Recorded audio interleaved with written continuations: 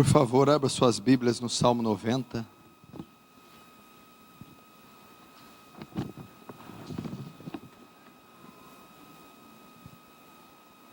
Salmo de número 90.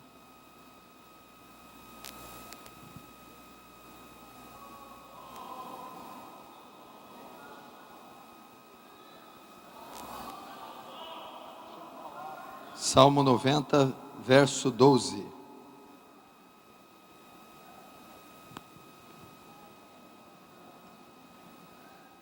Diz assim a palavra do Senhor: ensina-nos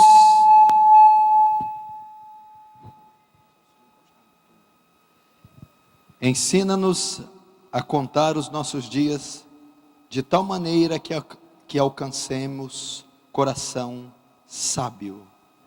Agora Efésios capítulo 5, todos em Efésios, carta de Paulo aos Efésios capítulo 5.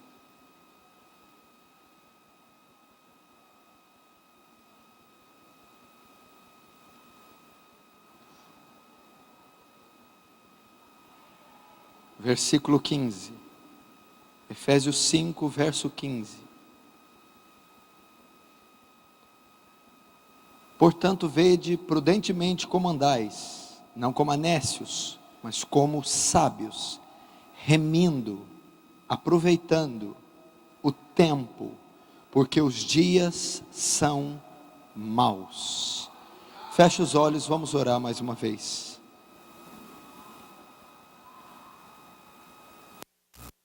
Senhor, eu te exalto aqui nessa manhã. Que seja dada a ti a honra, a glória e o louvor para essa reunião. Eu peço que o seu Espírito tome as rédeas deste evento. Peço que o seu Espírito leve cativo mentes e corações em obediência à sua palavra.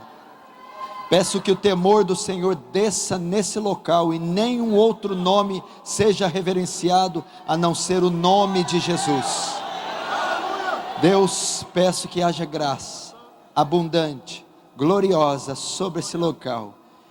Que o Senhor tire de nosso coração tudo aquilo que for carnal, tudo aquilo que celebrar a carne, que haja temor e tremor diante daquele que é 3 vezes santo. Pai, que todos nós diminuamos, que tu cresças e que tu seja exaltado. Em nome de Jesus, Senhor, que eu te peço. Amém. Pode tomar o seu assento.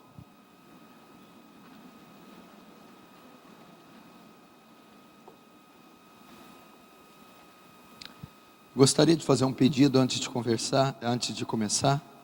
Gostaria que ninguém ficasse andando, a não ser quem está trabalhando no evento. Nós temos locais para isso, para passear, para andar, temos shopping, praças. Na casa do Senhor é um lugar de reverência. E isso aqui que está acontecendo aqui, não tem nada a ver conosco, tem a ver com Ele. Porque dele, por Ele e para Ele, são algumas coisas, são todas as coisas.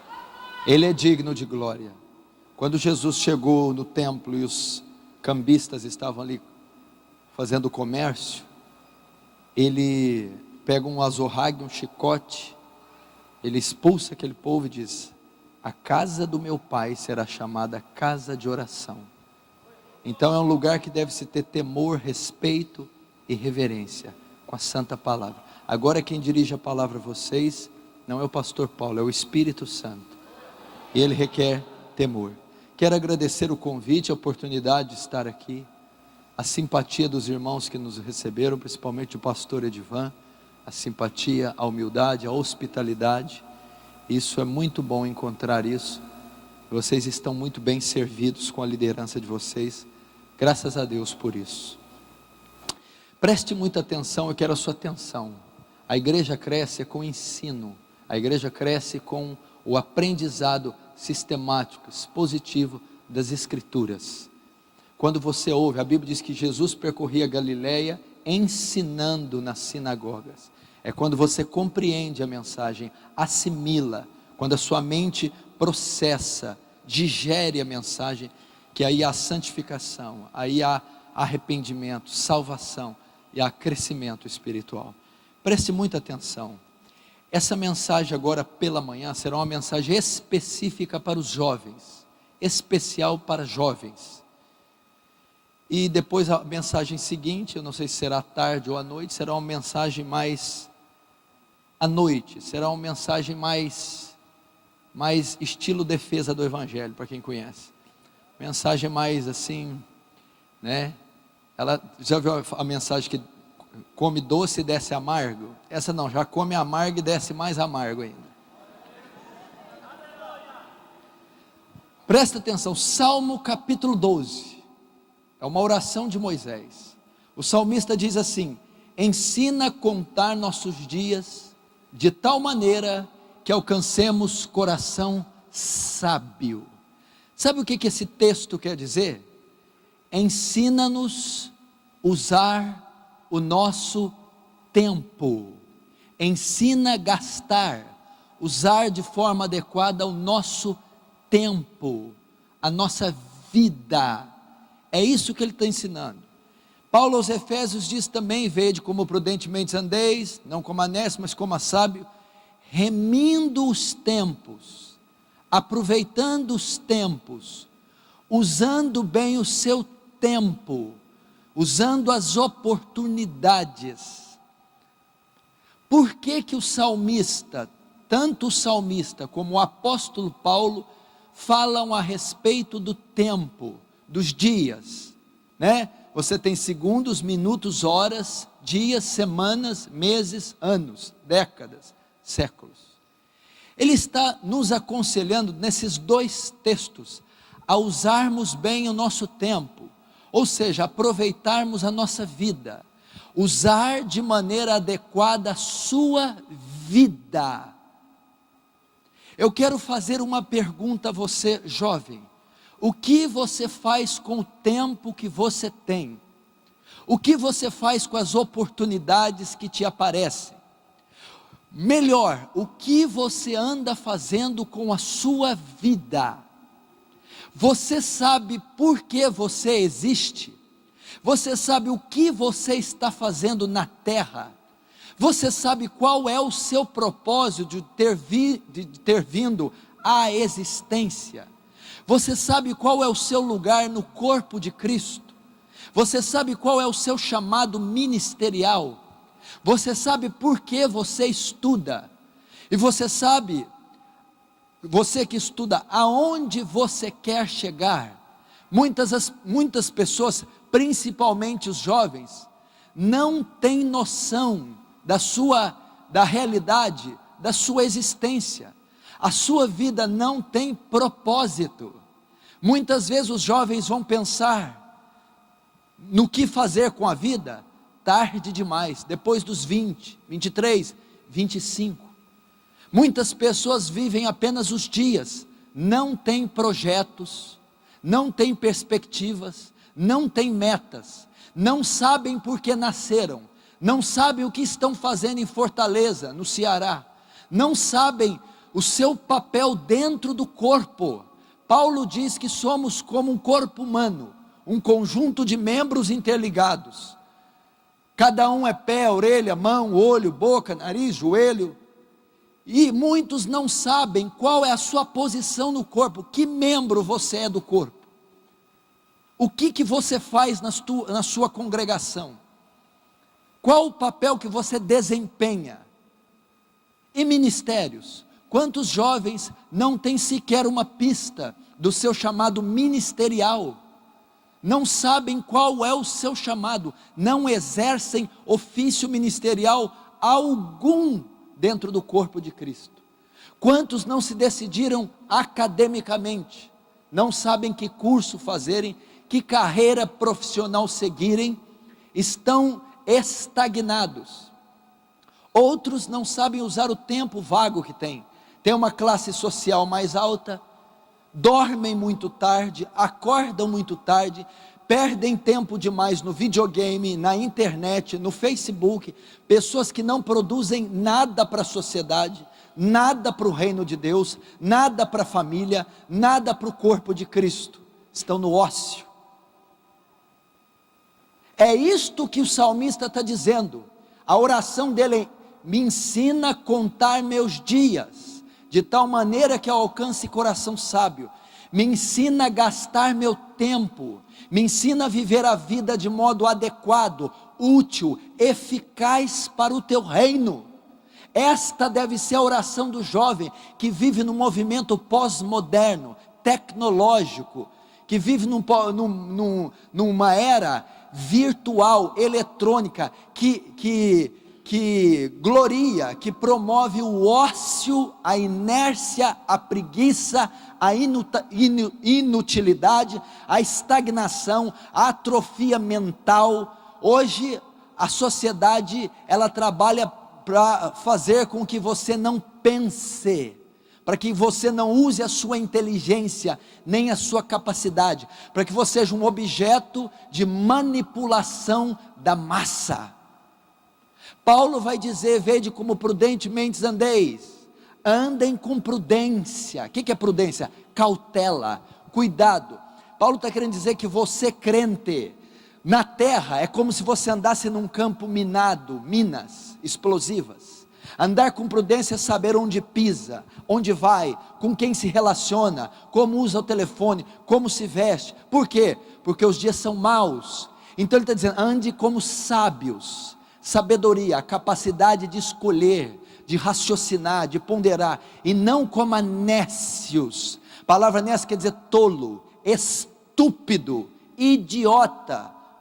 Não ande como um tolo. O que é o tolo? O afoito, que sai pisando no campo minado, explodindo, arrancando perna, pedaço de membro. Aquele que não processa, não tem cuidado. Aí ele vai dizer: remindo os tempos. São dias maus, são dias de trevas, dias que Jesus está às portas. Não se engane, não estamos vivendo avivamento coisa nenhuma. A volta de Jesus não seria precedida por um avivamento. Paulo vai dizer aos Tessalonicenses: ninguém se engane, de modo nenhum isso sucederá antes que se manifeste a apostasia. Apostasia é deixar a fé, é o esfriamento, é a explosão de heresias, falsas doutrinas, falsos pastores. E é isso que está acontecendo em território brasileiro. O que está crescendo por aí, essas mega igrejas, não são produto do evangelho bíblico, saudável, salutar, é produto de heresias, é o espírito do anticristo que está operando nessa nação, é o mundo entrando dentro da igreja, é o pecado tanto na igreja como fora dela, em larga escala. Jesus está voltando e vai julgar essa geração.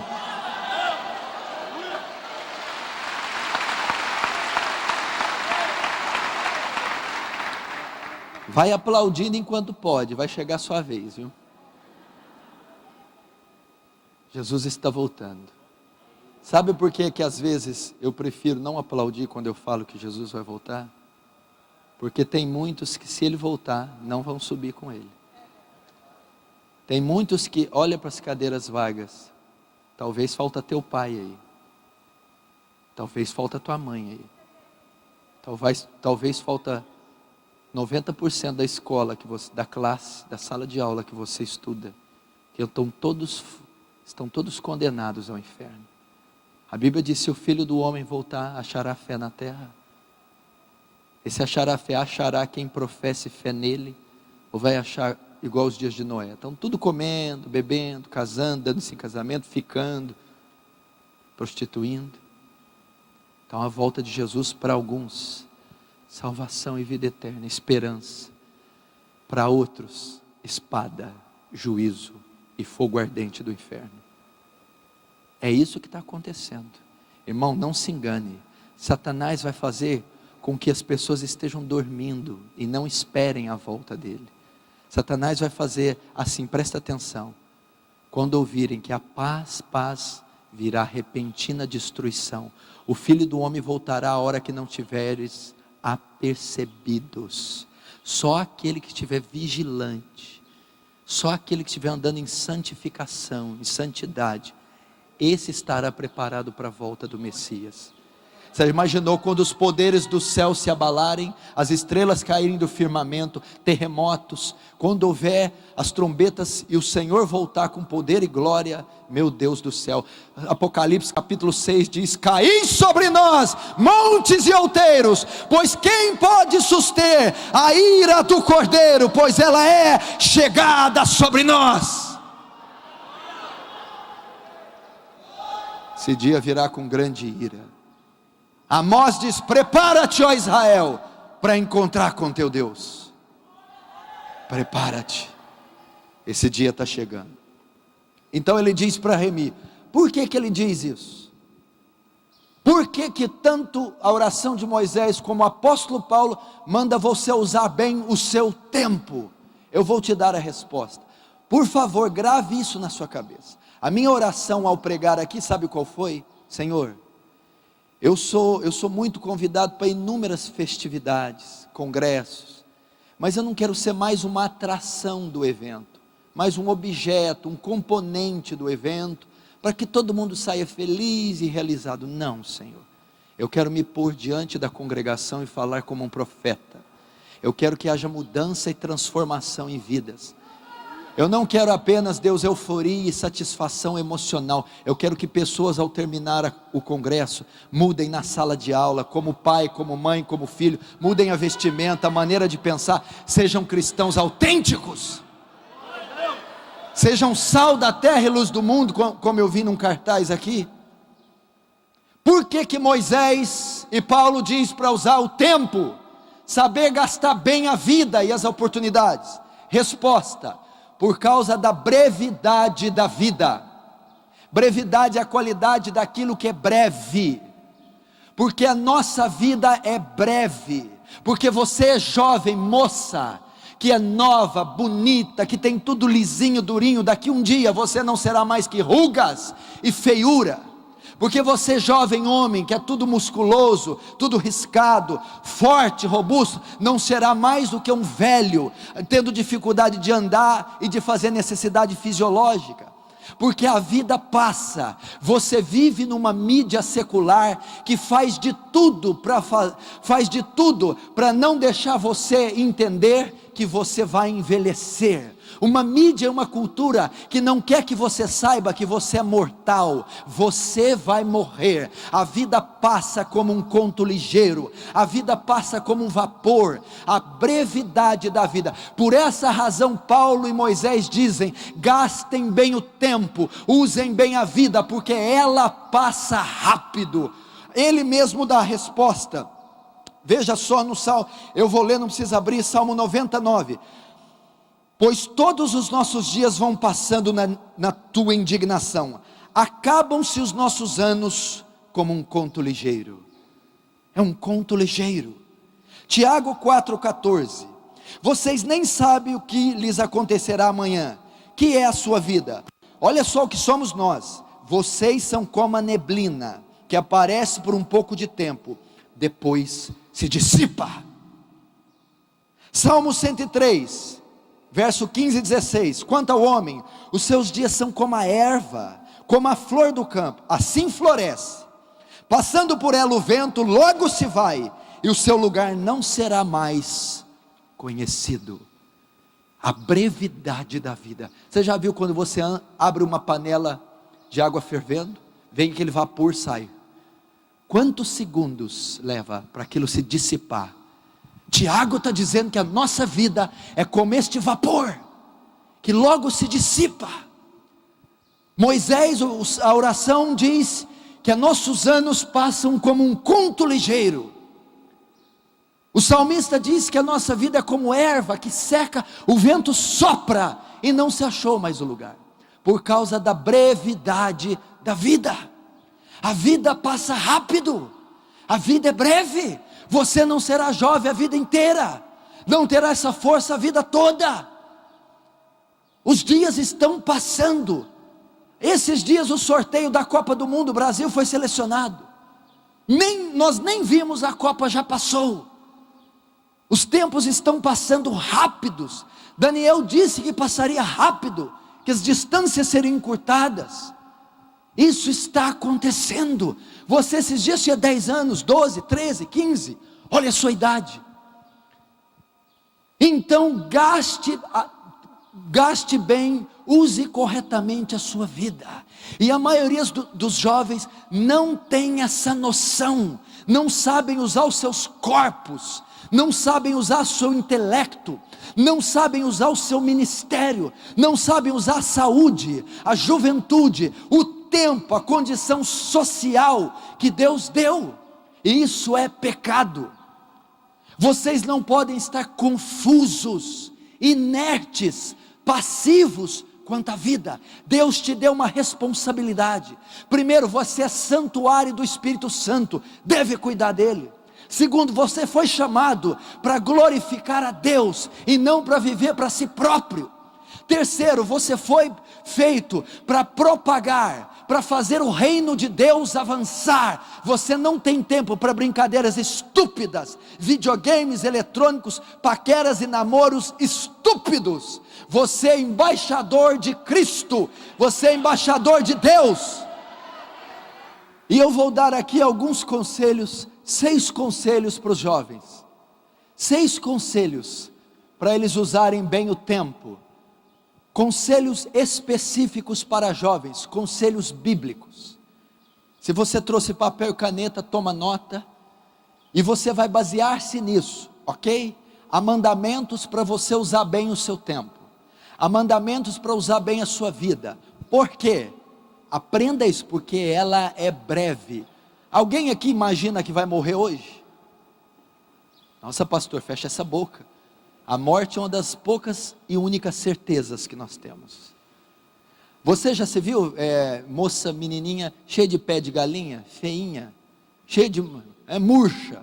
Você não se imagina que você vai ficar igual a Hebe Camargo, né? Mas é para lá que você vai, se Jesus não voltar antes. Então vamos lá, alguns conselhos para você usar a sua juventude. Primeiro, o que precisa acontecer com o jovem? Ele precisa amadurecer. Amadurecer. Primeiro para os homens. Olha o conselho que Davi vai dizer. Davi está morrendo, em 1 Reis capítulo 2. Quem vai sucedê-lo ao trono? O seu filho Salomão. Antes de morrer, ele dá conselhos ao seu filho Salomão. Salomão iria ser o novo rei. Davi, o maior rei de Israel, depois de Jesus, vai morrer. Vai subir ao trono seu filho, o jovem que tinha entre 16 a 18 anos, Salomão. Ele vai dar uma bateria de conselhos para Salomão, mas o primeiro deles é este, escute, principalmente para os homens. E aproximou, 1 Reis 2, capítulo 2, verso 1 e 2. Aproximaram-se os dias da morte de Davi. E deu ele ordem a Salomão, seu filho, dizendo: eu vou pelo caminho de toda a terra, esforça-te, pois, e sê homem. Todos os machos, que tem macho aqui nessa igreja, diz amém. Para todos os homens, tantos conselhos que Davi deu a Salomão, tantas coisas que um homem que escreveu o salmo mais popular do mundo, um homem segundo o coração de Deus, um homem extraordinário, Davi. Qual é o primeiro conselho que ele dá? Salomão, ser homem. Eu quero dizer uma coisa para vocês jovens, está tendo uma deficiência mundial, principalmente nacional, de homens. Essa geração não produz homens. Essa cultura, esse governo está desmasculinizando os homens, está efeminando os homens.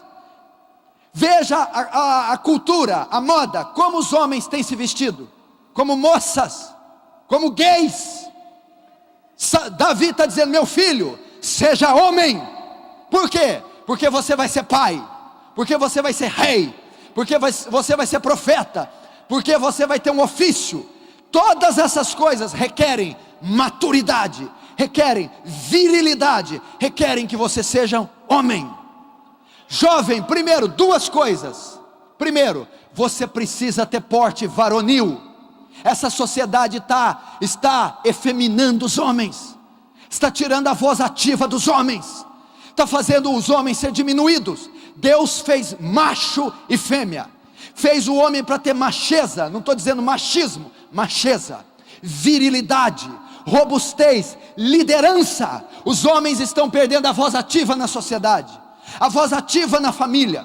Os homens estão se vestindo como mulheres, os homens estão falando como mulheres.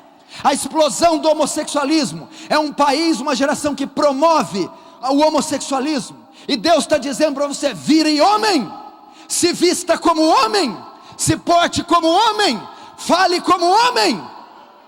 O vetor que guia você não são as ciências, não são as artes, não é o cinema, não é a cultura é caída. Quem faz a roupa que você está vestindo aí são gays, lésbicas, homossexuais, ocultistas, ateus. E eles fazem, os estilistas, a moda é feita para efeminar você. Calça apertadinha na canela com o cofrinho de fora, coisa do diabo, coisa suja. Esses dias eu estava em Goiás, em Goiânia, minha esposa é de Goiânia. Aí fomos num shopping, ela quis me dar uma calça, fui numa loja masculina. O cara me deu 30 calças, eu olhei uma, olhei duas, eu fui ficando, né, porque eu não sei quem me conhece, já vai me dando faniquito, já ficando vermelho. Eu falei: peraí, moço, peraí, tem calça de macho? Eu quero calça de homem, se não tiver calça de homem, eu vou sair dessa loja. Aí eu acho que o cara entendeu.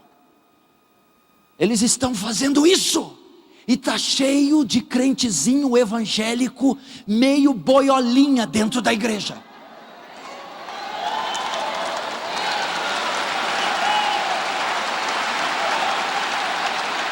Eu não estou dizendo de quem tem problema com homossexualidade. O homossexualismo é uma verdade, há pessoas que lutam com isso, com sinceridade. Não estou dizendo disso.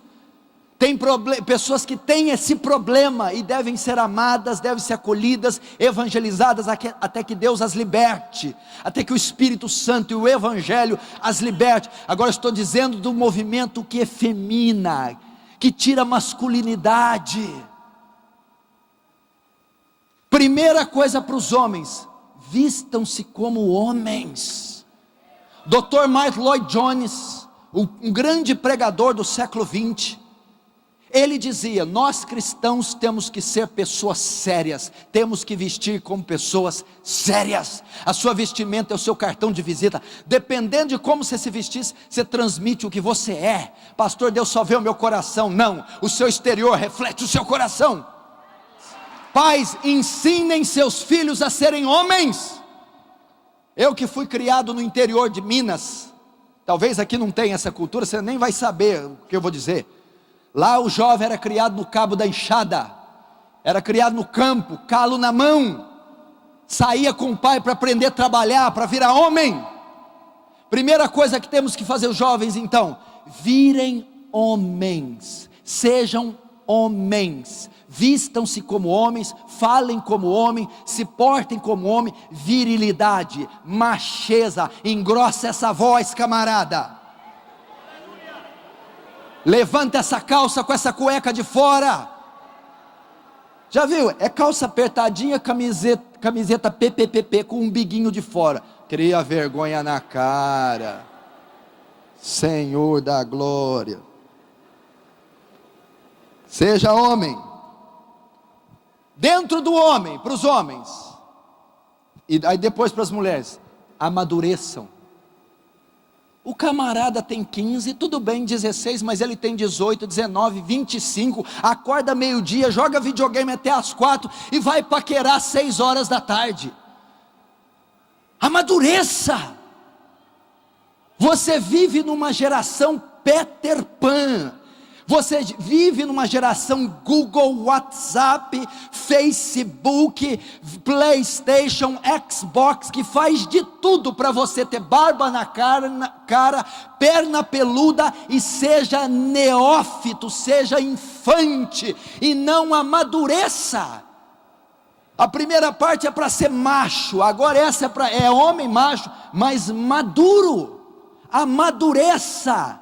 Você vai substituir o pastor de amanhã, o obreiro, o evangelista, o advogado, o juiz, o dirigente dessa nação. E se não tivermos homens dirigindo a igreja, se não tivermos homens dirigindo a nação, homens dirigindo a família, a nação, a sociedade, o estado, a igreja quebra. Amadureça. Mulheres, amadureçam. Pare de ficar vendo chiquititas, amadureça. Deixa eu te dizer, a igreja não precisa de pirralhos, precisa de homens. Eu quero saber qual menina aqui quer casar com um cara que acorda meio-dia, quer casar com um cara que joga videogame, com uma pessoa que não sabe escrever, que escreve osso com C cedilha. Eu quero saber.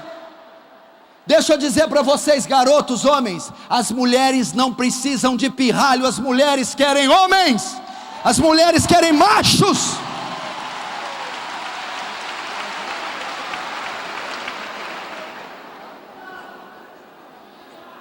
Olha o que a Bíblia fala em Eclesiastes: ai de ti, ó terra, quando o teu rei é uma criança. Ai de ti, ó igreja, quando o teu rei é uma criança. Ai de ti, ó família, quando o teu pai, marido, é uma criança. Ai de ti, ó sociedade, quando o teu profissional é uma criança. Amadureçam. Olha só por que você tem que amadurecer. Presta atenção. Primeiro, como que você se torna homem. 2 Timóteo 2:22 diz assim: Timóteo, Paulo dizendo ao jovem Timóteo: foge das paixões da sua mocidade. Como eu me torno homem? Primeiro, deixando as coisas de menino. Deixe coisas de menino. Deixe as estúpidas horas na internet, os estúpidos videogames, as estúpidas amizades. Deixe coisas de menino. Paulo aos Coríntios 13: quando eu era menino, falava como menino, discorria das coisas de menino, mas quando eu virei homem, eu deixei as coisas de menino. Deixe as coisas de menino. Não dá para pentear boneca a vida inteira, filha. Primeiro você deixa as coisas de menino.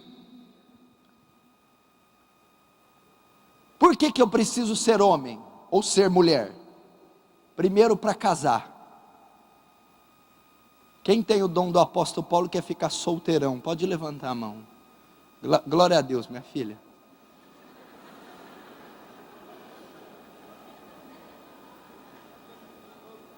Deus te ajude.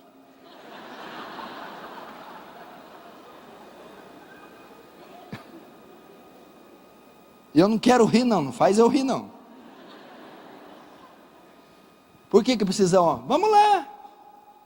Gênesis 2:24. Portanto deixará o menino o seu pai e sua mãe. Portanto deixará o pirralho o seu pai e sua mãe. Portanto deixará o homem o seu pai e a sua mãe, e se unir-se à sua menina, garota, e unir-se à sua mulher. A Bíblia está dizendo que até para se relacionar, casar, tem que ser homem. Você não pode se casar se não for homem. Você não pode se casar se não for uma mulher. Deixará o seu pai e sua mãe, o homem maduro, sério, viril, responsável, formado, e unir-se a uma mulher, a uma Rebeca que alimentava camelos, a uma Rebeca obediente, eficiente. Precisamos ser homens para contrair o matrimônio, para instituir uma família. Dá uma mulher na mão de um garoto para você ver o que acontece. Por que temos que ser homens? Para o matrimônio. Segundo, para a nossa profissão, para trabalhar. Gênesis capítulo 41, 38, José. Faraó tem um sonho, ninguém consegue interpretar. Tem um rapaz lá na prisão que consegue. Olha, Faraó, 7 vacas magras, 7 vacas gordas, 7 tempos de escassez, 7 tempos de abundância. Estoca para si o trigo. Só que você vai precisar de um homem Olha o que ele fala: você vai precisar de um homem para gerenciar tudo isso. Faraó olha para o José: porventura este homem não seria você? O jovem José. Você quer um ofício, você precisa ser homem. A sua empresa precisa ser dirigida por um homem. Sua família precisa ser dirigida por um homem. E porventura este homem não seria você? Ai do patrão se colocar um pirralho na liderança. Ai do patrão se pôr um pirralho na gerência. Então até para trabalhar precisa ser homem. Homem que está querendo dizer aqui maduro, responsável, viril, competente. Precisamos desse tipo de pessoa na igreja. Precisamos desse tipo de pessoa liderando seus lares. Será que você que quer casar tanto, você tem condição psicológica, espiritual, condição financeira para sustentar uma mulher, tirá-la do conforto de casa? Precisa ser homem para trabalhar. Terceiro, para o ministério. Aí eu quero ter um ministério. Tem um monte de gente, né? Eu quero um ministério. Vamos lá. Atos capítulo 6, verso 3. O que acontece? A igreja de Atos cresce, ok? E as viúvas helenistas estavam sendo desprezadas na distribuição diária. Os apóstolos estavam conseguindo suprir a necessidade. Vai lá e escolhe 7 diáconos então. Escolhei dentre vós 7 varões, 7 homens para esse importante negócio. Dali saiu Estevão.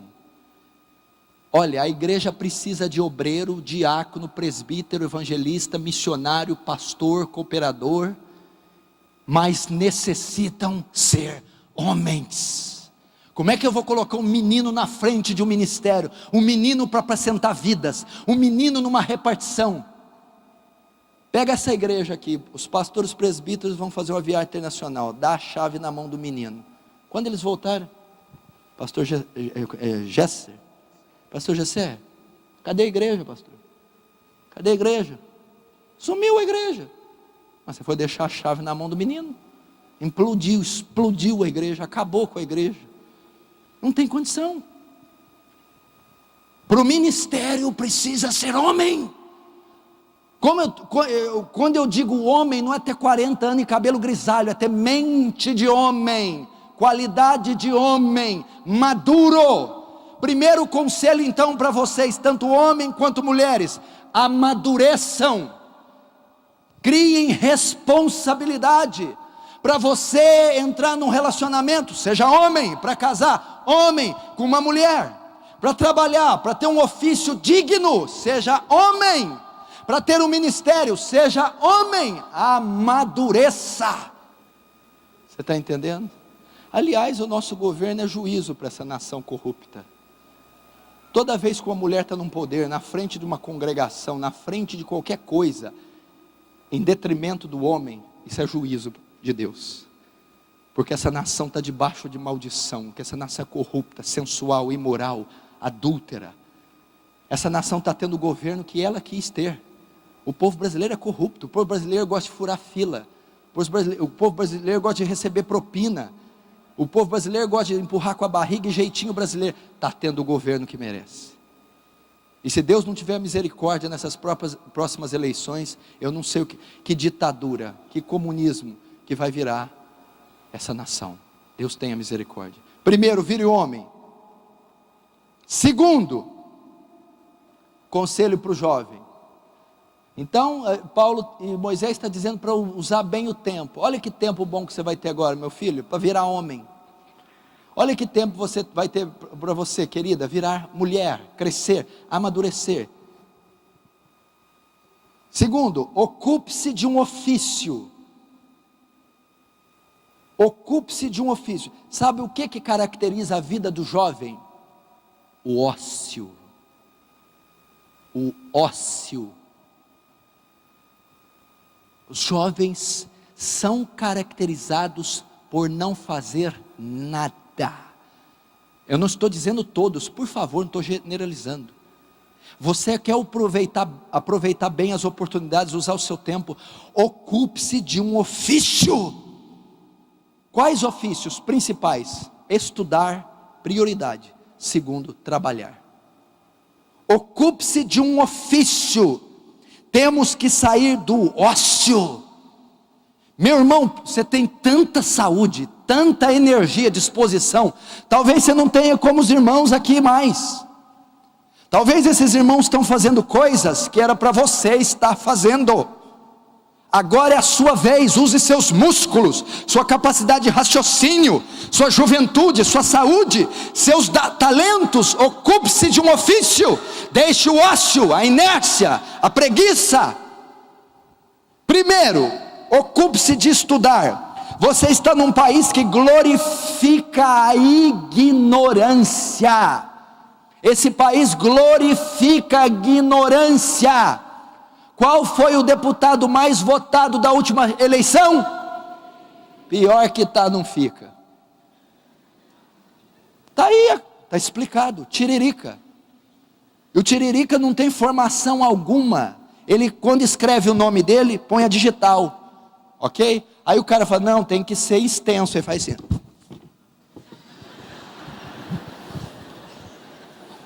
Entendeu? Assina aí. Não, é por extenso.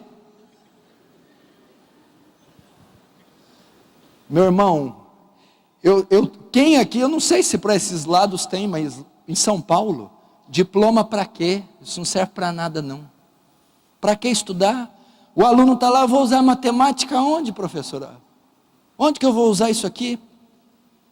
É um país que glorifica. Meu irmão, 8 anos atrás, quem ganhou para liderar e ter o cargo máximo da nossa nação? Foi um PhD, não foi 8 anos atrás? Foi um PhD. Foi um homem que fala, um poliglota, falava 8 línguas. Foi um homem que vivia de greve, um semi-analfabeto, para liderar o cargo máximo da nossa nação. Foi um ignorante. Esse país glorifica, faz apologia da burrice, da ignorância. Então você nasce, cresce escutando, estudar não serve para nada, não ganha dinheiro. Tem um monte de gente com diploma formado em balcão de loja. Aí cria-se no jovem uma ganância, eu quero ganhar dinheiro, eu não quero crescer intelectual e academicamente. Isso é mentira, isso é do inferno. Você precisa ocupar-se de estudar, colocar sua mente para funcionar. Veja o que diz Provérbios 23:12: aplica teu coração ao ensino e os teus ouvidos às palavras do conhecimento. É bíblico estudar. Aplica teu coração em estudar, dá ouvidos às palavras do conhecimento. 20, 30, 40 anos atrás, o que acontecia? As pessoas eram ignorantes porque estudar era muito caro, famílias muito pobres, e as crianças e jovens tinham que trabalhar para ajudar a mãe e o pai. Então a maioria era analfabeta ou cursava só o primário. Curso médio era para quem tinha mais dinheiro, curso superior só para rico. Então por isso acontecia isso. Muitos nossos pais, avós, viviam em muita pobreza, era muito difícil se ter um diploma, se graduar. Mas hoje isso não existe. Hoje você tem outros meios, você tem bolsa, você tem Fies, você tem ProUni, você tem várias maneiras de estudar. Olha o que diz Provérbios 24:5. Mais poder tem o sábio que o forte, e o homem de conhecimento mais do que o robusto. Mais poder tem o sábio do que o homem forte. Mais poder tem o sábio do que o homem forte. E o que acha sabedoria, e o homem de conhecimento mais do que o robusto. Olha Provérbios 4:3. Quando eu era jovem, meu pai me dizia: adquire sabedoria, adquire conhecimento. Jovem, eu sei que você não gosta de ficar 3, 4 horas em cima, numa escrivaninha estudando. mas você precisa gastar o seu tempo. Eu estava falando com o pastor Danilo na viagem. Até a Colômbia teve ganhador de prêmio Nobel. O Brasil nunca teve uma pessoa que ganhasse um prêmio Nobel até hoje. Nós não temos grandes mentes. Nós até temos, por causa da misericórdia de Deus e do talento extraordinário da nação brasileira, mas são muito poucos. O índice de analfabetismo do Brasil é ainda enorme. O índice de pessoas que não têm conhecimento superior é enorme, é devastador. Ocupe-se de estudar. Olha o que diz em Provérbios 3, 13 e 14. Feliz é o homem que acha sabedoria, e o homem que adquire conhecimento, porque é melhor o lucro que ela dá do que o da prata, e maior a sua renda do que o ouro fino. Maior é o lucro que a sabedoria dá do que a prata.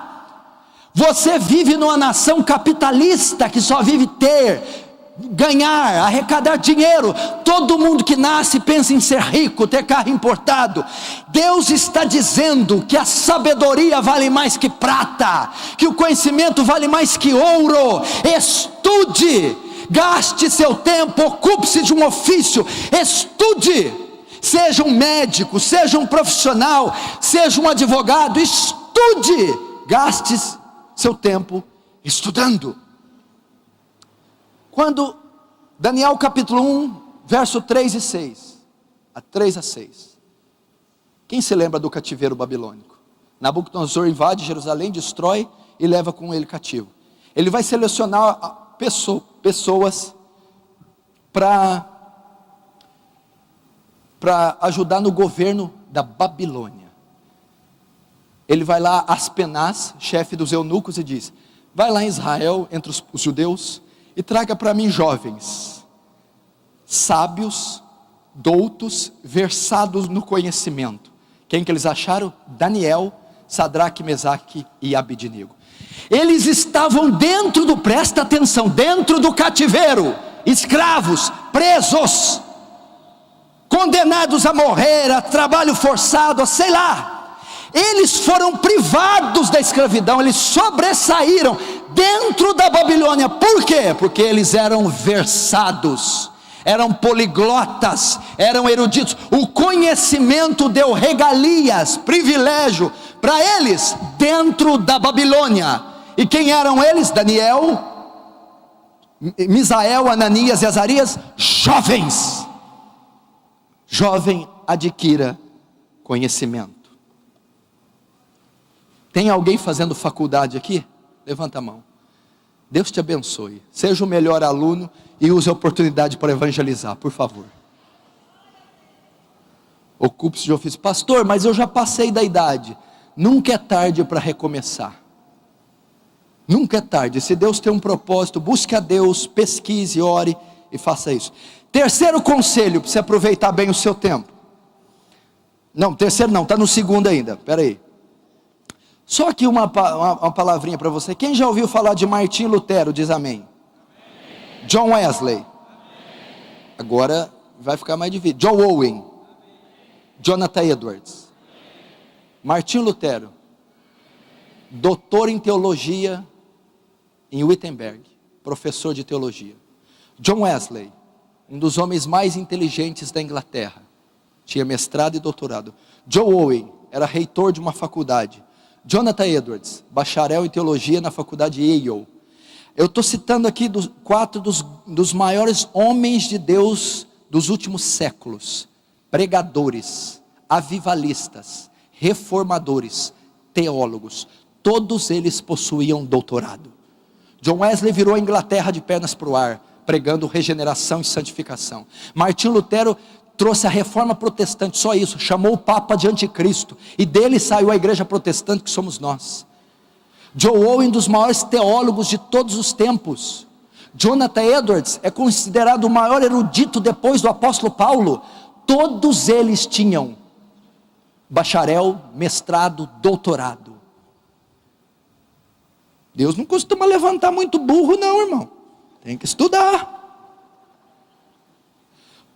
Ocupe-se de um ofício. Eu estou demorando muito, quem quiser que eu paro agora. Lá na igreja que eu congrego, o sermão mais curto é 1h30. Estou mentindo, pastor Danilo? 1h40, 1h50, o povo quer palavra.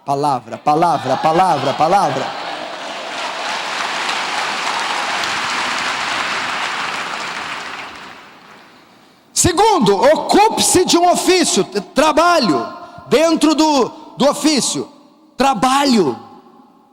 Presta atenção rapidamente, Gênesis 4, 1, 2. E conheceu Adão a Eva, sua mulher, e ela concebeu e deu à luz a Caim. E disse: alcancei do Senhor um homem. E deu à luz a seu irmão Abel. Abel foi pastor de ovelhas e Caim foi lavrador. Abel e Caim eram jovens. O que Abel e Caim estavam fazendo? Jogando Warcraft, jogando Mario Bros. O que Abel e Caim estavam fazendo? No Facebook, paquerando a menina na porta da escola. Abel e Caim estavam trabalhando, lavrador da terra e pastor de ovelhas. Jovens, ocupem-se de um ofício. Primeiro, prioridade, estudar. Segundo, trabalhe. Comece entregando jornal, panfleto, ajuda o pai, faz um bico com o pai, fica meio período com o pai, aprenda a agregar valores, aprenda a usar a mente, o corpo, o físico. Trabalhe. Provérbios 6:6. Vai ter com a formiga, ó preguiçoso, olha para os seus caminhos e ser sábio. Levanta da cama, rapaz. Eles se ocupavam de ofício. Um era pastor de ovelhas, outro agricultor. Desde cedo eles tinham ocupação. O ócio e a inércia nunca fez parte da igreja. 1 Samuel 16:11. Disse mais Samuel a Jessé: acabaram-se os moços? E disse: ainda falta o menor. Aí Samuel pergunta: onde ele está?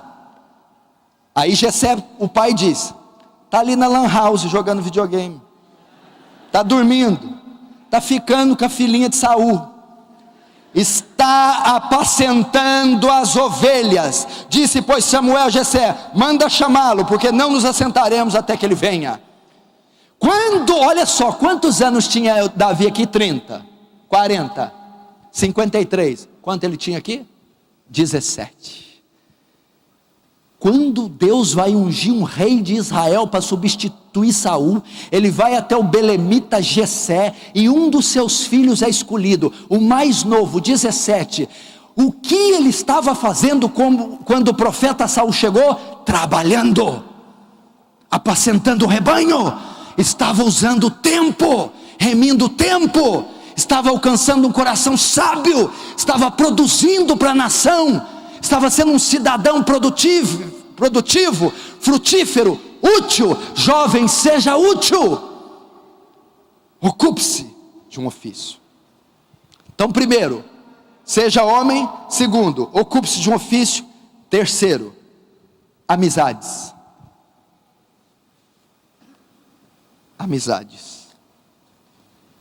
Você já ouviu o ditado: diga-me com quem andas? Tem base isso aí. Porque você é influenciado pelo meio que você está. Ele te influencia. As amizades, presta atenção, escuta aqui. Quando uma criança nasce, o primeiro agente socializador dela é o pai e a mãe. A criança nasce com o cérebro praticamente vazio. E o cérebro é preenchido pelo menos por 3 coisas da criança: tudo que ela ouve, tudo que ela vê e tudo que ela toca. Vai ajudar na formação do caráter dela. Então tudo que a criança vê é o que está mais perto do processamento mental, visão. Vai preencher o cérebro. Tudo que ela ouve, audição, ela vai colher, vai preencher. E tudo que ela toca, textura, matéria, vai ajudar na formação dela. Quem são as primeiras pessoas que ela tem contato? O pai e a mãe. Então vai influenciar a formação dela. E depois, quando ela crescer, as pessoas que estiverem no meio dela. Com quem você anda? Quem são suas amizades? Quem está formando o seu caráter? Quem está moldando o seu padrão? Quem forma o seu padrão de falar, de se vestir, de ser. É quem você anda. Olha o que a Bíblia diz sobre amizade, presta atenção. Provérbios 13:20. O que anda com os sábios ficará sábio, mas o companheiro dos tolos será destruído. Jovem, se você anda com outro jovem, você vai ser destruído. Jovem, ande com o sábio. Como é que uma menininha que fica no Facebook pensando em quem que ela vai namorar no próximo congresso, vai ter alguma coisa para te dar, jovem mulher? Como que um garoto que não estuda, que é mentiroso, um garoto desobediente a pai e mãe, vai contribuir para a sua formação, jovem homem? O conselho de Provérbios é que jovem ande com pessoas mais velhas. Se você andar com sábio, com maduro, você se tornará sábio e maduro. Se você andar com outro jovem pirralho, você será afligido, causará males na sua vida. Um conselho para os jovens: ande com os mais jovens. Olha na Bíblia, o jovem Eliseu andava com o velho Elias. O jovem Josué andava com o velho Moisés. O jovem Timóteo andava com o velho Paulo. O jovem Moisés andava com o velho Jetro. Você não encontra isso na Bíblia? Pirralhinho com pirralhinho, fazendo pirralice. Por que que os jovens não se desenvolvem? Porque ficam em comunidades de jovens, apenas. Não estou dizendo que você não pode ter amigos jovens, ter pessoas, amigas íntimas jovens. Mas se você só é conduzido por jovens, quem se lembra do rei Roboão, filho de Salomão? Ele vai tirar conselhos com os anciãos e com os jovens. Ele deixa os anciãos e ouve os jovens. O que acontece? Ele se estrepa. Você não vai desenvolver sua mente andando só com essa garota. Você não vai desenvolver sua mente andando só com esse jovem. Você não vai amadurecer. Você precisa de companheiros idôneos, maduros, santos, espirituais. Isso aqui veio das ciências sociais, da psicologia, dos anos 60 para cá. O advento das comunidades jovens. Geralmente nessas igrejas, então, quem que lidera os grupos de jovens? É um rapaz de tênis de skatista com gel na cabeça, que não sabe nada sobre ser homem, sobre ser líder, sobre ser chefe. Então ele lidera uma geração inteira de pirralhos, fazendo eles continuar a serem pirralhos. Você precisa andar com pessoas maduras. Primeiro com quem? Com seus pais. Antigamente, meu Deus, perdeu-se esse costume. O menino jovem saía com o pai cedo para trabalhar, fazia compras com o pai, aprendia ofícios com o pai, aprendia a tocar uma tomada, uma lâmpada, um botijão de gás, fazer um conserto, fazer uma obra de cimento, aprendia ofícios de homem, aprendia responsabilidade, maturidade, virava homem.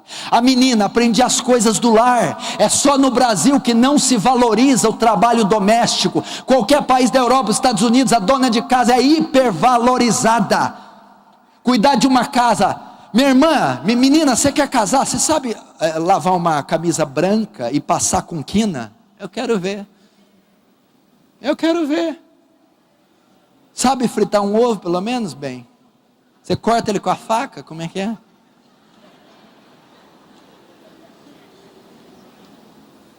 Eu quero ir na tua casa e passar a mão no azulejo do banheiro. Era branco quando você pôs, agora está verde, né? Primeiro, ande com os pais. Aprenda com a sua mãe a cozinhar, passar ofícios de mãe, de mulher. Isso não é menos digno. Tudo bem se você quer estudar, quer falar espanhol, inglês, francês, não há problema, mas você precisa estar no meio de adultos. Você, além de ser profissional, moça, vai ser mãe, vai ser dona de casa, vai ter que aprender a passar. Marido odeia chegar numa casa com chiqueiro, odeia comer aquela coisa papenta, aquela gororoba, odeia sair mal vestido e amassado. Se tem algum homem aqui mal vestido, amassado, é culpa da mulher dele. Ande com o mais velho. Gente, a coisa mais comum do mundo. Agora não, o que as meninas? Tem vergonha da minha mãe, ela é gorda. Não ande com a minha mãe é atrasada, retórica. A sua mãe é uma mulher de Deus, a sua mãe é séria, a sua mãe é íntegra. Fique com a sua mãe. Que conversa que é essa? A tua mãe tem tanto para ensinar, meu irmão do céu, nem te conto. Você acha quem tem mais para te ensinar, tua mãe ou a menininha do Facebook? Quem tem mais para te ensinar? Olha a mão do teu pai, os calos. Olha as cãs dele, cabelos brancos, a experiência de vida. Quem tem mais para ensinar, esse ancião ou aquele rapaz? Aquele folgado, preguiçoso, para não dizer outro nome. Os pais. Segundo, ande com os anciãos e obreiros. Deixa eu fazer uma pergunta aqui, você fala amém se tiver. Tem homem idôneo, homem de Deus nessa igreja? Diz amém. Tem algum homem idôneo sentado aqui? Diz amém. Tem alguma mulher de Deus nessa igreja? Alguma senhora? Amém? Então por que você não anda com ele? Toma. Olha o que diz. Em 1 Pedro 5,5, semelhante vós jovens, sede sujeito aos anciãos, sede todos sujeitos uns aos outros. Jovens, sejam sujeitos aos anciãos. Jovem, ande com pregadores, ande com diáconos, ande com obreiros, ande com senhores, mulheres piedosas. Eles têm muito a aprender com você. Elias diz: menino, fica aí que eu vou embora. Elias, tão certo como Deus vive que eu não me apartarei de você. Aí Elias ia embora, fica em mim. Não, eu quero tua unção, eu quero unção dobrada, eu quero a tua capa, eu quero aprender com você. Ande com pessoas assim. Eu fico bobo de ver ninguém tem interesse mais. Vai na casa dessas irmãs, na casa desses irmãos, faça visitas em hospitais com eles, vá até asilos, vá evangelizar com eles, vá fazer visitas pastorais. Você vai aprender a ser homem, vai aprender a ser pastor, vai aprender a ser responsável, vai aprender a amar o próximo. Se você andar com outro jovem, você vai ser afligido. Se você andar com sábio, você se tornará sábio. Olha para as mulheres, Tito 2, verso 3 e 5. As mulheres idosas, semelhantemente, que sejam sérias no seu viver, como convém às santas, para que ensine as mulheres mais novas a serem prudentes. A mais nova anda com a mais velha, para ela aprender a ser prudente, aprender a ser boa dona de casa, boa esposa, uma filha obediente. Ande com os mais velhos, homens idôneos, maduros. Amém? Isso vai fazer tão bem para você. Vou te dizer, lá na minha igreja, somos em 4 pastores. Os 3 pastores que me auxiliam, eu os evangelizei, os trouxe para Jesus e os formei. Sabe com quem eles andaram 8 anos da vida dele? Comigo. Hoje são advogados, casados, imobiliários, pastores. São homens que eu nunca vi pecar na minha frente. Andaram com homens. Eles nunca tiveram em meio de pirralhos. Tem outra turma lá de jovens. Nós fazemos ali na nossa igreja uma espécie de discipulado. Alguns são discípulos pessoais meus. Eles jantam comigo, têm comunhão comigo, fazem visita comigo, vão orar comigo, estudam a Bíblia comigo, participam de casas de recuperações com homem maduro. Você conversa com eles, eles têm 14, 15, 16, 17 anos, parece que você está conversando com um homem. Eles escutam eles orar, você vê a coerência teológica da oração, o jeito que eles se vestem. É um absurdo, porque eles não andam na presença de pirralhos, eles andam com o pastor principal da igreja. Eu não ensino a eles só teologia, oração e jejum. Eu ensino a eles postura, bons modos, ética, virilidade, respeito, maturidade. São homens. Você pergunta para quais são seus heróis? Neymar, Cristiano Ronaldo, André Valadão? Não. Meus heróis, apóstolo Paulo, Estevão, Daniel, Moisés.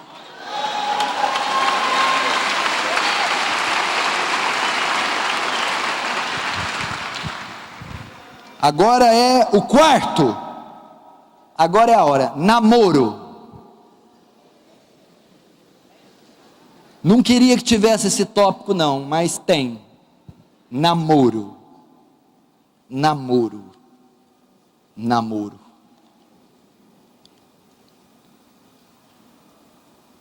Vamos ver quem entende esse texto. Cantares 8:4, ou Cântico dos Cânticos. Conjuro-vos, ó filhas de Jerusalém, que não acordeis, nem desperteis o meu amor, até que este queira. Namoro. Eu vou dizer qual que é o grande câncer da juventude cristã: os relacionamentos. Se a juventude está cheia de pecado, é por conta dos namoros. Se tem uma causa que tira jovem da igreja, é namoro. É namoro. O namoro, presta atenção, o relacionamento entre pessoas do sexo oposto é a coisa mais perigosa que você pode imaginar. Todas as tragédias da Bíblia vieram de relacionamentos. As tragédias que derrubaram os homens de Deus desse país vieram de relacionamento. As tragédias que derrubaram Jim Swaggart, um dos maiores evangelistas do século, relacionamento. Se você não se cuidar, relacionamento entre sexos opostos destrói a tua vida. Eu tenho um colega meu que é polícia federal, e ele tem uma arma, uma .50, um negócio violento. Eu pedi para ver, ele falou assim: essa você não pode nem olhar que ela atira. Fica. Aí quando ele foi me dar para eu pegar, mas pera, ele desarmou, tirou o pente dela e deu na minha mão. Agora você pode ver. De tão delicado. Por quê, pastor? Eu perguntei. Por quê? Ele, pastor Paulo, qualquer movimento errado com essa arma é fatal. Você pode se matar. Isso para um adulto. Você daria uma arma dessa para uma criança, mas não pode nem passar perto de uma criança. O namoro, fora do tempo, entre uma criança de 15 a 16 anos, é como pegar uma .50 e dar na mão de uma criança. É fatal. Ela vai estourar os miolos. Assim é o namoro, se não for preparado. Assim é o namoro. Olha o que a Sulamita diz em Cantares 8. Não desperta o meu amor até que se queira. Sabe o que é isso? Não desperte o meu desejo por outra pessoa fora do tempo. O grande problema não é você gostar de uma pessoa. O problema é que não está na hora de você gostar. A nossa sociedade está tirando a inocência da criança e do jovem, e cada vez mais cedo ele se interessa pelo sexo oposto. As ciências humanas ensinam qual é a hora exata de namorar. A psicologia fala: a hora que surgiu o desejo. A hora que surgiu o desejo no menino pela menina, é a hora de namorar. A hora que surgiu o desejo na menina pelo menino, é a hora de namorar. Só que isso acontece cada vez mais cedo na nossa sociedade, por causa da malhação, das novelas, da cultura, da sociedade. Ela tira a inocência do jovem antes do tempo. A menina tem 12, 13 anos, 11, 10, ela já paquera menininhos dentro da igreja. Porque dentro da sala de aula onde ela estuda, ou nos canais de televisão, ela é incitada a gostar de outra pessoa, numa época que era para ela estar brincando de boneca, ajudando a mãe em casa. Então desenvolve um desejo pela atração do sexo oposto fora do tempo. Então vai entrar no relacionamento uma menina de 12, 13, 14, 15, 16, com um menino de 13, 14, 15, 16, que não tem estrutura psicológica, estrutura emocional, estrutura espiritual, nem biológica, nem física, para suportar o peso de uma relação. Aí o que acontece? Fornicação, sexo antes do casamento, frustração. O que acontece? Baixo rendimento escolar, crise dentro da família, porque a paixão aflorou e mexeu na estrutura daquele jovem. Não lê mais a Bíblia, não ora, não vem para a igreja por conta de um namoro. Primeiro lugar que eu vou te ensinar sobre o namoro: não existe essa palavra na escritura, namoro. Isso veio de 150, 200 anos para cá da cultura ocidental. Não existe namoro nas escrituras. Namoro é uma prática mundana, carnal, é uma prática ímpia. Se você procurar na escritura, principalmente na cultura oriental, um homem só se ajunta com uma mulher para o matrimônio. Tem pessoas que você aconselha: pastor, eu estou caindo com a minha namorada, eu fico excitado, o que eu faço? Isso, o que você faz? Você jamais poderia tocar nela se ela não fosse sua esposa. Você está caindo, jovens piedosos, santos, puros, não querem cair, mas não conseguem, porque estão num carro junto, estão se beijando, estão se abraçando. Beijar, abraçar, ficar só, é permitido apenas quando ambos são uma só carne. Sabe por que eles estão caindo? Porque eles estão fazendo coisas que só o casado pode fazer no tempo de solteiro. É impossível não cair. Qualquer homem que ficar sós com uma mulher, qualquer pessoa que ficar com alguém do sexo oposto, vai ser tentado e atraído. Você só pode tocar numa mulher, só tocar num homem, se ele for seu marido, a sua esposa. Pode chiar, dar mortal carpado, fazer bico. Eu nunca vi ninguém falar assim, mas está vendo agora. Como deve ser então, pastor? Presta atenção. O namoro, ou relacionamento, só deve iniciar, se o casal visa um matrimônio. Não existe namorar por namorar. Isso não existe na Bíblia. Você só se ajunta a mulher para o matrimônio. Se alguém está aqui com aliança prata, que agora é comum, se eu ver você, eu vou perguntar: que dia que você vai casar? Casar? Não, não vou casar não. Então por que você está namorando? O namoro, quando não visa o matrimônio, só tem um fim: eu vou abusar do corpo dela e ela do meu corpo. Só para isso. É namoro por entretenimento, por diversão. É um namoro que não tem responsabilidade nenhuma. Só vai servir para você cometer lascívia. Está achando que pecado é só penetração, sexo? Pecado é lascívia. É incitar o desejo no outro que eu não posso saciar, que eu não posso suprir. E está cheio de jovem cometendo lascívia na igreja. Porque o sexo é permitido só com casamento, mas como você incita a parte oposta, você não pode saciar. Você fica fazendo a outra parte ter desejos, vontade, estímulos que não pode saciar porque não é casado.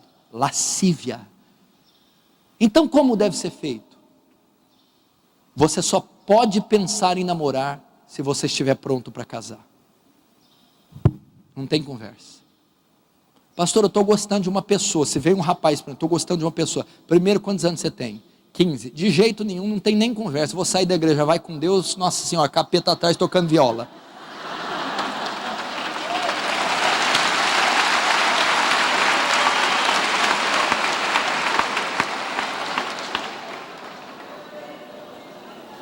Pastor, eu estou gostando de uma pessoa. Gostar é pecado? De modo algum. Estou gostando, então tá. Você estuda? Sim. Trabalha? Sim. Ok.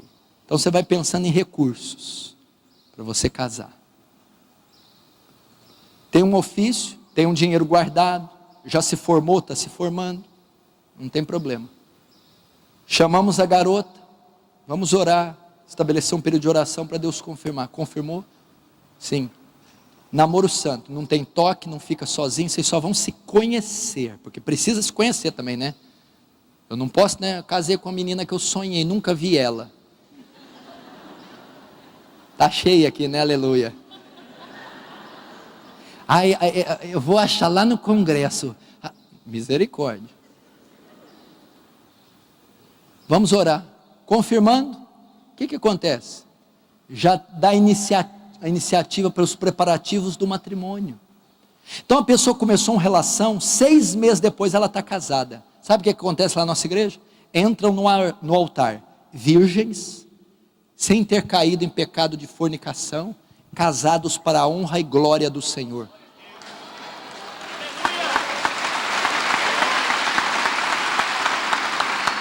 Eu vou dar o testemunho aqui. Os casais que eu acompanho, todos os casamentos, né, que eu fiz na minha igreja de jovens, eu acompanhei a relação do namoro. Todos. Nenhum deles casou tendo caído em pecado. Nenhum deles. Todos os que eu acompanhei. Namoros santos, separados, visando o matrimônio. Mas depois que casar, meu filho, não tem problema não. Depois que casar não é pecado. Depois que o sexo é bom, puro e santo. Provérbios 5, desfruta com a mulher da tua mocidade. Agora, antes do casamento, pecado. Então é dessa maneira.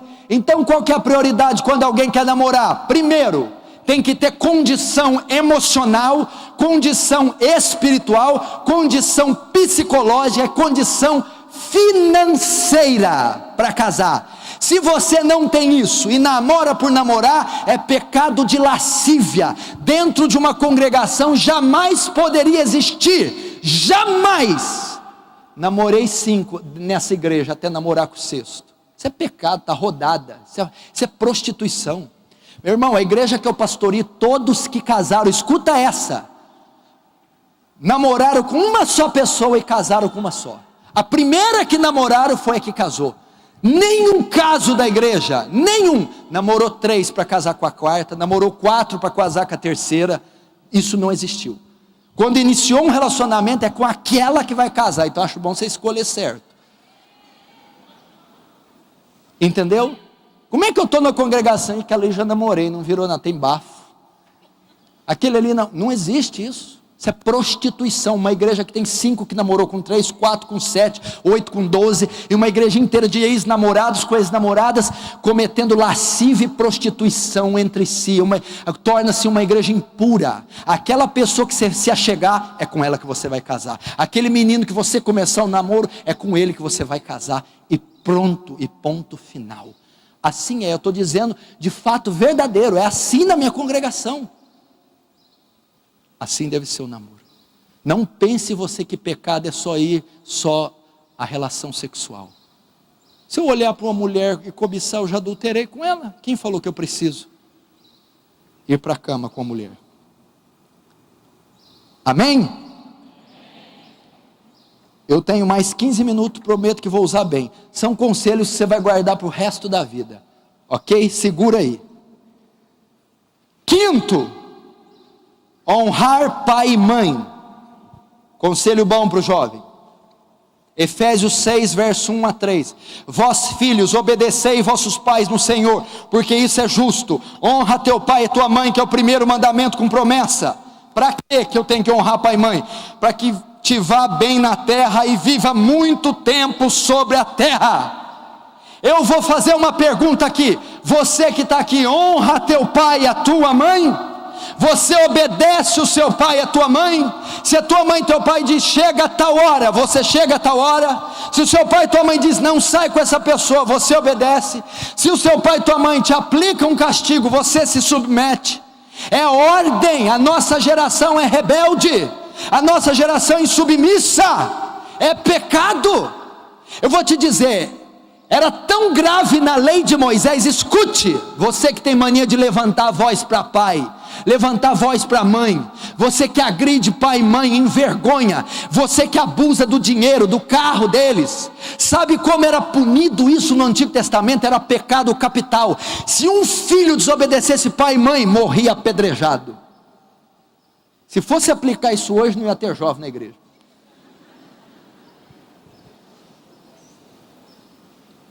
Eu vou te dizer uma coisa, é um princípio que Deus colocou. Pega uma prostituta ímpia, que tem legião de demônio. Se ela tem um filho, está chovendo ou está frio, o filho sai, ela põe agasalho. Ela pode ser endemoniada, prostituta ímpia, mas Deus colocou um princípio nela, e ela sempre vai querer o melhor para o filho. Põe agasalho, não volta tarde, é prostituta. Quanto mais a sua mãe, o seu pai, que é uma mulher e um homem de Deus, você tem que obedecer.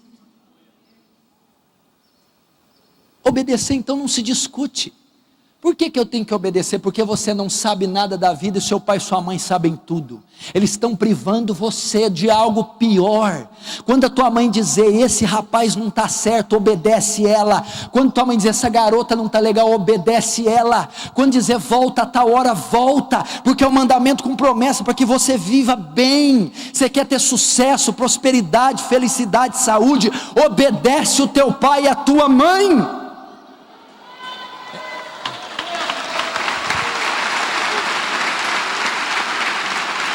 Meu irmão, se você não honra pai e mãe, você está sob maldição.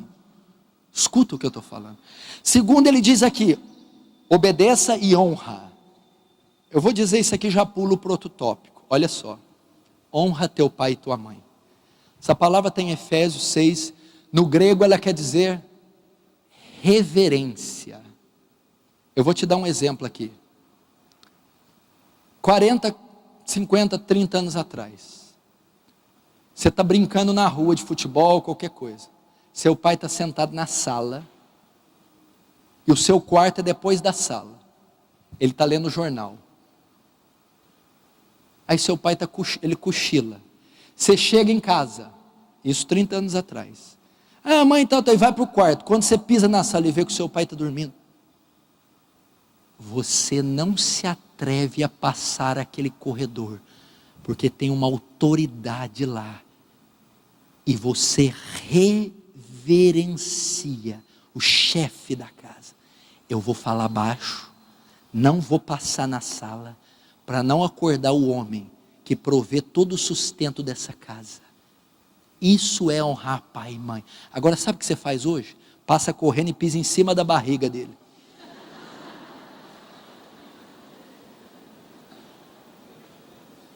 Isso é uma falta de respeito tão absurda, que nós vamos dar conta no dia do julgamento. E aí pai, e aí meu? Fale direito com seu pai, honra a tua mãe, respeita teu pai, ele não é teu amiguinho de quinta série, ele é o chefe da tua casa.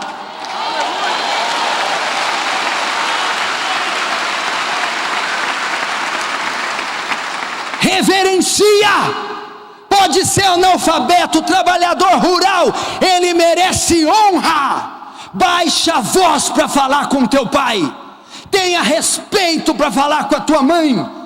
Honra, sabe o que é honrar? Estima, valoriza, ama. Qual a última vez que você deu um presente para tua mãe?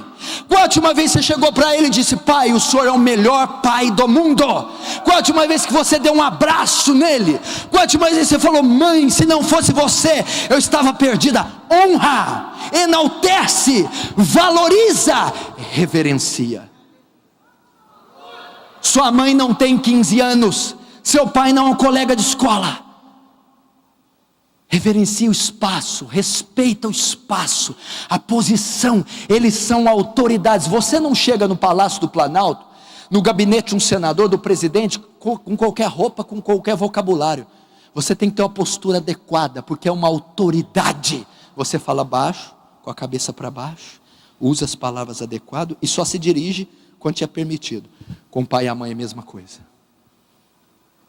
Jovem, gaste o teu tempo honrando pai e mãe. Último, e agora nós terminamos. Sexto, gaste sua juventude com Deus. Eclesiastes 12:1, que você sabe de cor salteado, em grego, hebraico, aramaico, mandarim, cantonês. Quem sabe falar aí? Lembra-te.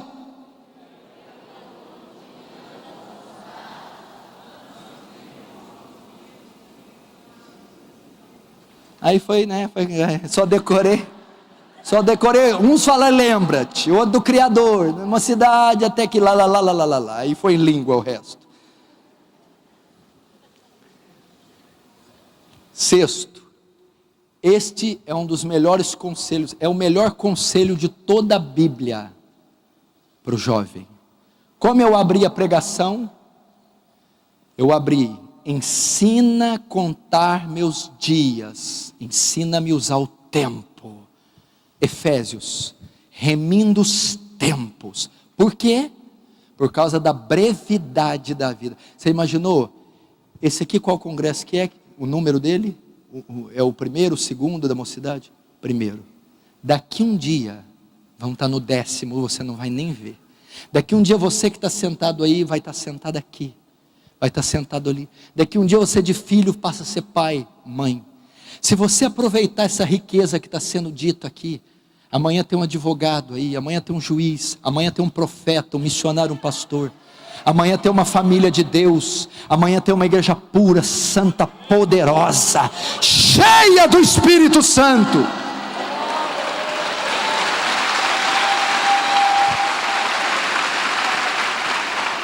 Último conselho para o jovem: como você gasta o seu tempo, porque os dias são maus, porque são breves. A melhor maneira de usar o tempo, jovem, é gastando-o com o Senhor. Lembra do teu Criador, traz a memória, lembra-te dele nos dias da sua mocidade.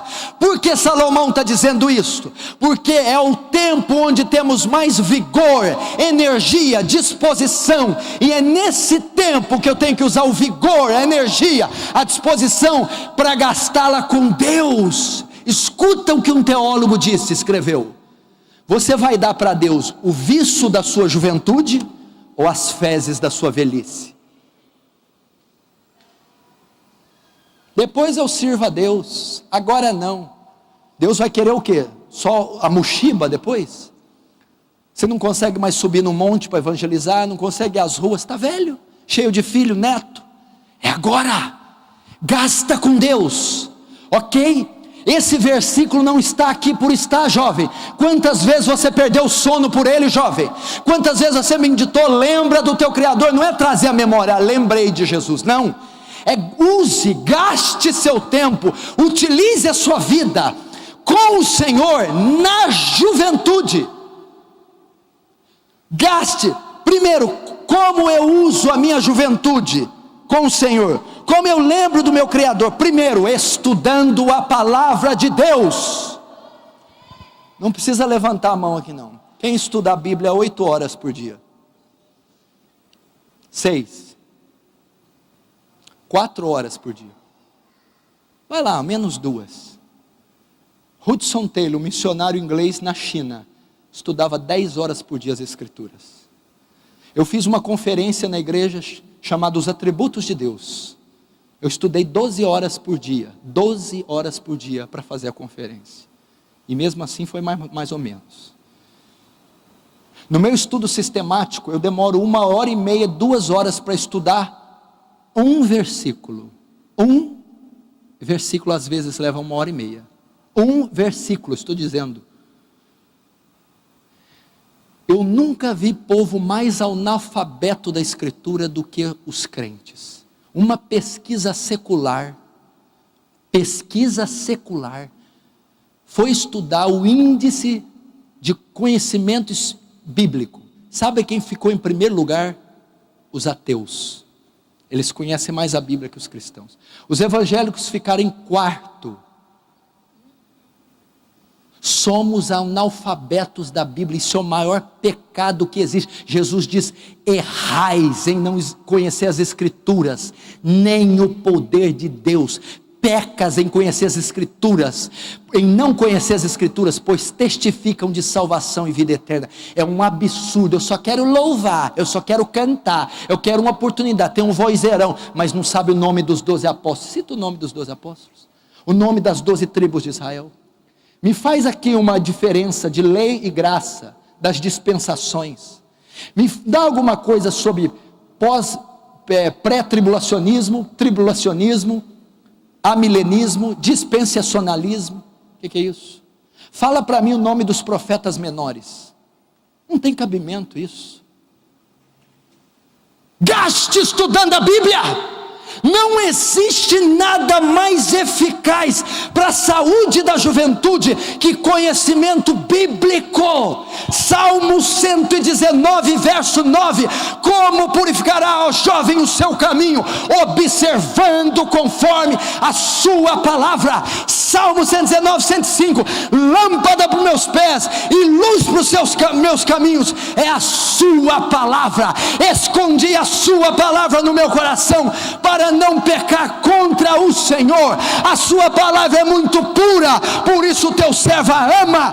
Bem-aventurado o homem que não anda no conselho dos ímpios, nem se detém no caminho dos pecadores, nem se assenta na roda dos escarnecedores. Antes tem o seu prazer na lei do Senhor, e na sua lei medita de dia e de noite.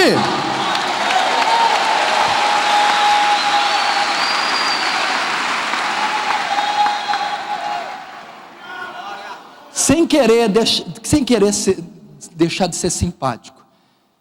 Não adianta nada se aplaudir se você não lê a hora que chegar em casa. Não vai te fazer mais inteligente bater palma, não. Vou te dizer aqui, ó, vem cá comigo, porque às vezes você fala que eu estou falando, o pastor está pregando coisa que ninguém faz. Vamos lá. Tem um jovem na minha igreja que decorou o discurso de Estevão, Atos 7, 60 versículos. Outro jovem decorou o Salmo 119, quase 180 versículos. Calma. Tem um jovem lá que está decorando a Epístola aos Gálatas. Ele já decorou o capítulo 1, 2 e 3. Vai decorar a epístola inteira. Outro jovem vai decorar a carta aos Filipenses. Outro jovem está decorando a primeira carta de João. Um deles tem 14, os outros dois 16 e um 17. Tem um jovem na igreja que sabe 600 versículos de cor. Ele tem 15 anos, faz 2 anos que está na igreja, já leu 3 vezes a Bíblia inteira. O irmão do pastor Danilo tem 20 anos, está lendo a Bíblia pela 8ª vez inteira. O irmão dele, 20 anos. Lá na igreja, um músico do mais simples, o beckzinho que fica no projetor, se não lê a Bíblia vai para o banco.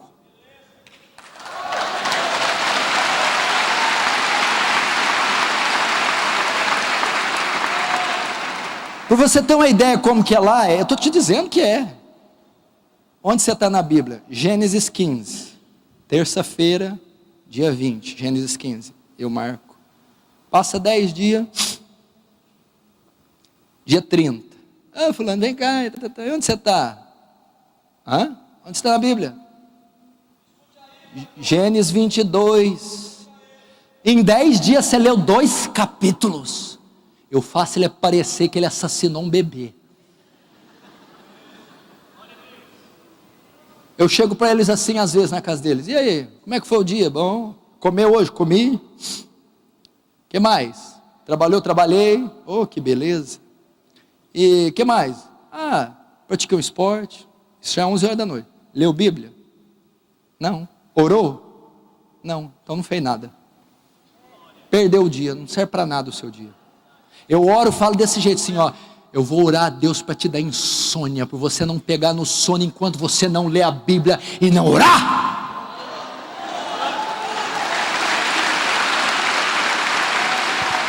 Gaste sua vida lendo as Escrituras. Eu vou dizer coisa aqui mais absurda. Você já está achando absurdo que eu falei? George Miller, um inglês, missionário, que sustentou milhares de crianças em orfanato, leu a Bíblia inteira 200 vezes. 200 vezes. John Bunyan, um puritano batista, conhecia tanto a Bíblia que diziam assim: se cortar as veias de John Bunyan não sai sangue, sai versículos. Se eu cortar a veia de alguém aqui, será que vai sair o quê?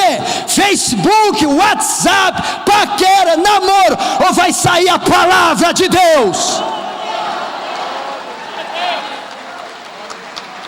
Gaste lendo a Bíblia. Ela te torna sábio, ela te torna santo, ela te torna puro, ela te torna inteligente, ela te dá um sermão poderoso, ela te dá uma letra de um louvor bíblico, ela faz sua oração ser melhor, ela te dá maturidade, ela te dá norte, ela te dá guia, ela sustenta, é o pão da alma, é o pão do Espírito, é o pão da igreja. Leia a palavra de Deus.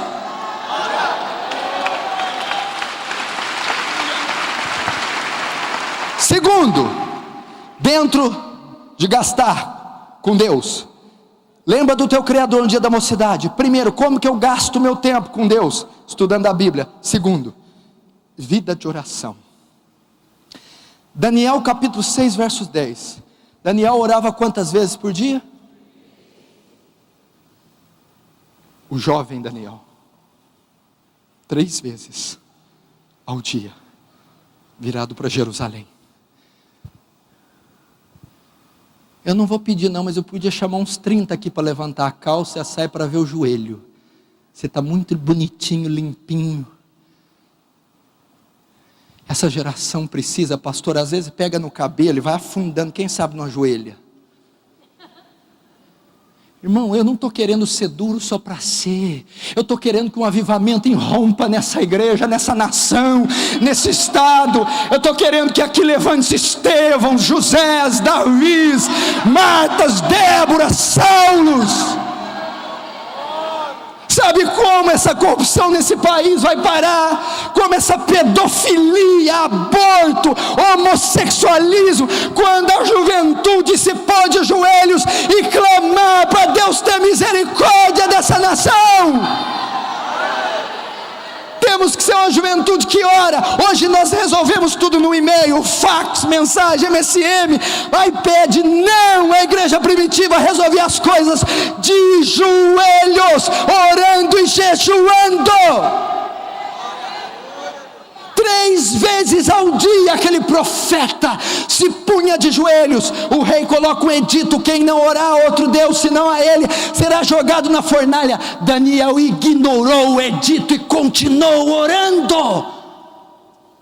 Gaste orando. Leonard Ravenhill diz assim: diga-me o quanto um homem ora, e eu direi o quanto ele é grande diante de Deus. Ele diz também: um homem pecador para de orar, mas um homem de oração para de pecar.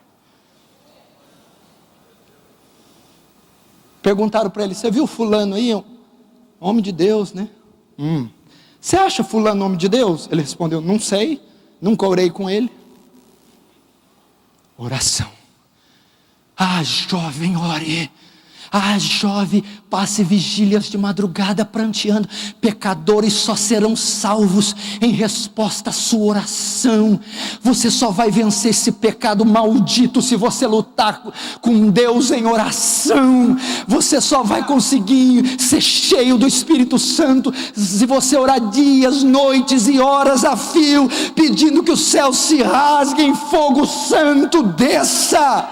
Os jovens precisam largar um pouco, deixe um pouco os eletrônicos, as pessoas, fique a sós com Deus, tranque-se no quarto, vá para o monte e ore 1 hora, 2, 3, até que Ele desça, te enche de fogo, de poder. Ore!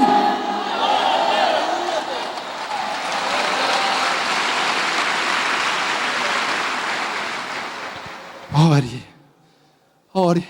Muito vale a súplica de um justo por sua eficácia. Eu não preciso perguntar aqui não. Eu quero saber se a pessoa que está aqui que mais ora é a que mais peca. A que mais ora é a mais carnal. A que mais ora é a que mais murmura. A que mais ora é a mais infeliz. Com certeza não. Isso não existe. A pessoa que está aqui feliz, a pessoa que está aqui vencendo o pecado, a pessoa que está aqui em santidade, a pessoa que está aqui cheia do Espírito Santo, pode ter certeza que é uma garota ou um garoto de oração. Pode ter certeza. E o contrário também. Pode ter certeza, o que está aqui, o carnal, o bode, o joio, o que está pecando escondido, aquele que está cheio de violência, pode ter certeza que ele não ora. Gasta orando, jovem. Olha quantos nós temos aqui. Jesus precisou de 120 homens no cenáculo orando, que viraram o mundo de pernas para o ar. Nós temos mais de 10 vezes esse número aqui. Nós temos pessoas aqui suficiente para estremecer fortaleza, abalar as estruturas desse local. Mas nós não vamos fazer isso com faixas na rua e protestos contra o governo. Vamos fazer isso no nosso quarto, orando, jejuando, intercedendo, clamando. Vamos orar, igreja.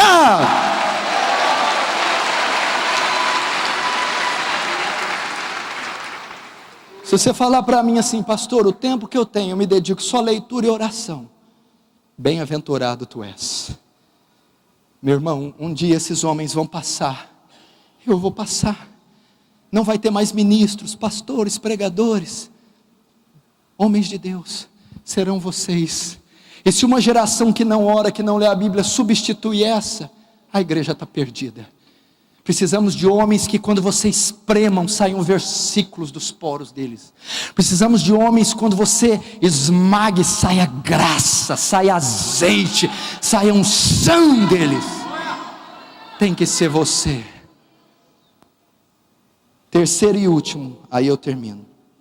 Como eu gasto a minha juventude com Deus? Primeiro estudando a palavra, segundo orando, terceiro, desenvolva o seu ministério. Olha o que diz Mateus 25, 14 e 15. Porque isto é também como um homem que partindo para fora, chamou seus servos, entregou-lhes seus bens, e a um deu 5 talentos, e a outro 2, e a outro 1, cada um segundo sua capacidade, e se ausentou para longe. Qual é o talento que Deus te deu? Você está enterrando o teu talento? Meu irmão, o campo missionário está faminto, falta missionários no mundo, falta evangelista nas ruas, falta pregadores, falta pastores. O que Jesus disse? Realmente, grande é a seara, Mateus 9,37, e poucos são os ceifeiros. Rogai a Deus pelo Senhor, para o Senhor das searas, que envie ceifeiros. Existe algum ceifeiro aqui? Levanta a mão. Rogai a Deus, para que Ele envie ceifeiros à seara. Meu irmão, desenvolva teu ministério. Você tem talento com a música? Estude, cante, ore, leia a palavra, desenvolva como um músico cristão, não é como essa turma gospel que está aí não, é como um cantor, um adorador de Deus, santo, bíblico, que Deus te dê hinos, não como esses aí não, que te dê como da harpa cristão, cantor cristão, hinário batista, presbiteriano, canções que vinham do céu, canções com a teologia correta, canções bíblicas, fervorosas, não essa coisa gospel carnal aí não. Ore, desenvolva. Você tem um chamado por almas, o seu coração arde quando vê pecadores, mendigos, prostitutas. Ore, invista no seu ministério evangelístico, invista, procure pastor, compre material, peça investimento para a igreja e vai às ruas e pregue. Seu coração arde quando você vê o mapa mundi, quando você vê o Camboja, Vietnã, o Afeganistão, a África, a Europa. Você tem desejo por missões, invista. Desenvolva seu ministério. Você não tem chamado para estar onde está. Eu não nasci para estar num gabinete, numa cadeira, para estar aqui, pastor. Eu quero as almas, eu quero as ruas. Desenvolva. O seu coração arde quando alguém prega. Você tem desejo de anunciar o evangelho, de ser um pregador, um pastor, de ter uma igreja, de ser um apacentador. Desenvolva o seu chamado, desenterre o seu talento, procure um pastor, um homem idôneo, desenvolva o seu ministério com ele. Saia do banco, saia da inércia, gaste o seu tempo pregando o santo evangelho a toda criatura da terra.